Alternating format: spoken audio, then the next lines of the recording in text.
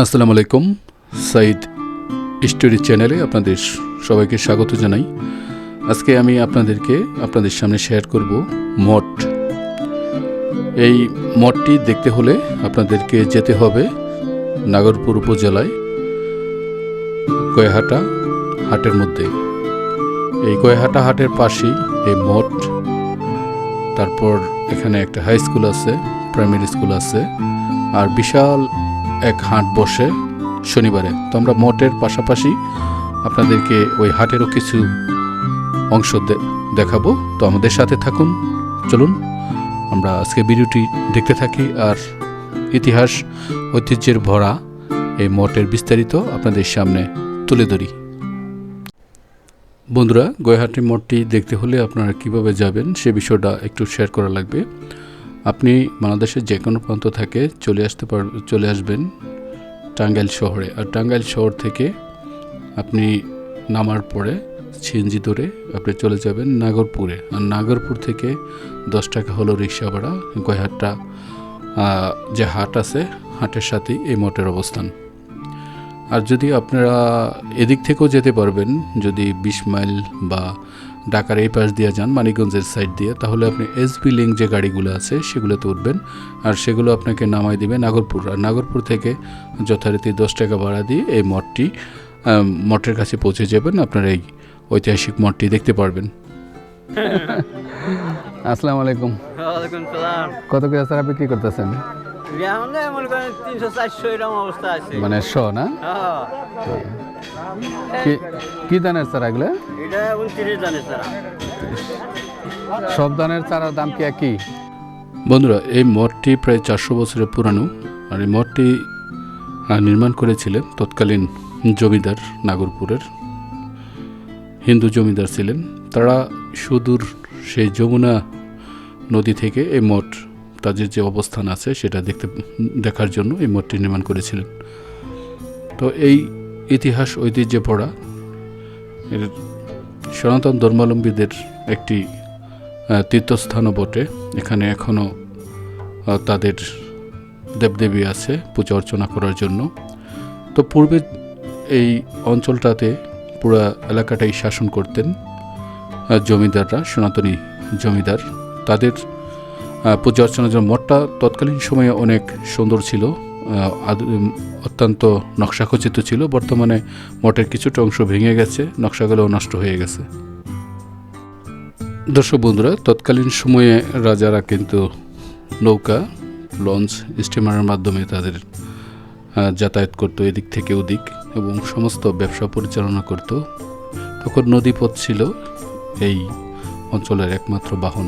আর সেই সুদূর যমুনা নদীর ঘাট থেকেও এই মঠের উপরের অংশ দেখা যেত। কালোর বিবর্তনে মঠের উপরের অংশটা ভেঙে গেছে। তারপরও এই মঠটি ইতিহাস ঐতিহ্যের সাক্ষী হয়ে আজও এই মঠটির স্মৃতি হিসাবে এই গয়াহাটা হাটে বিদ্যমান আছে। এদিকে এখনও ঘোড়ার গাড়ির প্রচলন আছে। আপনি এদিকে গেলে অবশ্যই ঘোড়ার গাড়ি দেখতে পারবেন। তারা সমস্ত মাল সামানা আনা নেওয়ার কাজে এই ঘোড়ার গাড়ি ব্যবহার করে। আসলে একটা অন্যরকম বিষয়, এখানে ঘোড়ার গাড়ির প্রচলন আছে। আর নদীগুলো বর্তমানে যেহেতু পানি শূন্য, এজন্য নদীপথে মানুষের চলাচল একদমই কমে গেছে। আর যেহেতু আমরা গয়াহাটা মঠ আপনাদেরকে দেখালাম, তো গয়াহাটা মঠের পাশাপাশি এখানে একটি সাপ্তাহিক হাট বসে শনিবার, এটা বাঁশের হাট। তো সে বিষয়টাও আপনাদের মাঝে কিছুটা শেয়ার করি। তো আমাদের সাথে থাকুন। আমার এই চ্যানেলে যদি নতুন হয়ে থাকেন তাহলে চ্যানেলটি সাবস্ক্রাইব, লাইক করে, কমেন্ট করে আমার পাশে থাকবেন। আসসালামু আলাইকুম। কি বানাইতেছেন এটা? কেমন ব্যবসা বাণিজ্য?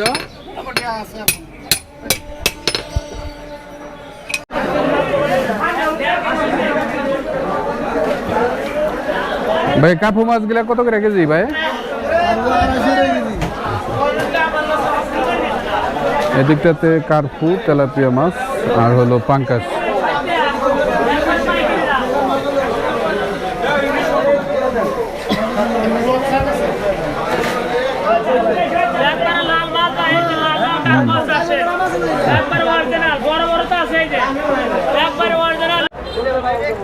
এগুলো উঠাইছি অনেক। ভাই আলু গিলা কত করে? 20 টাকা কেজি। অনেক বড় বড় আলু।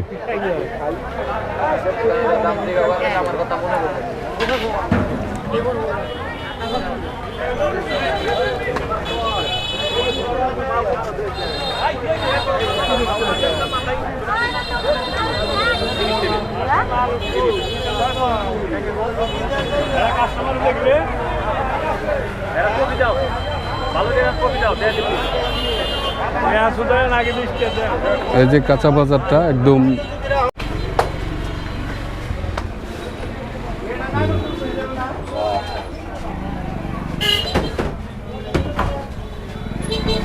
আসসালামু আলাইকুম। ভালো আছেন? হ্যাঁ হ্যাঁ, এই যে রেডিমেড দরজা খুব সুন্দর দেখা যায়, কেমন দাম? এই যে এটা ফার্স্ট হাউস যেটা 5,500, আর এই যে যেটা প্লেন এটা হলো 2400, বেশি কমই দাম আছে না? এটা হলো 6,500, আর এই যে এই যে এপাশে 5,500। ডিজাইন করা গেলে একটু দাম বেশি। বেচা কিনে কেমন? তাই ইলেকশন করব 10 টাকা নিয়ে। আসসালামু আলাইকুম। কবুতরের জোড়া কত করে বিক্রি করতেছেন? 500, 600, কবুতরের বাজার কোনো স্টেশন ঠিক নাই। তাই না? আর কবুতরের বাচ্চা 300, 350, 250। সারা দাম একবার 300 টাকা করব।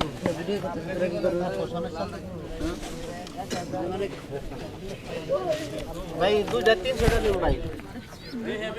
আর দুইটা যদি নেন তাহলে এরকম নিব না, এদের একটু কমাই নেন।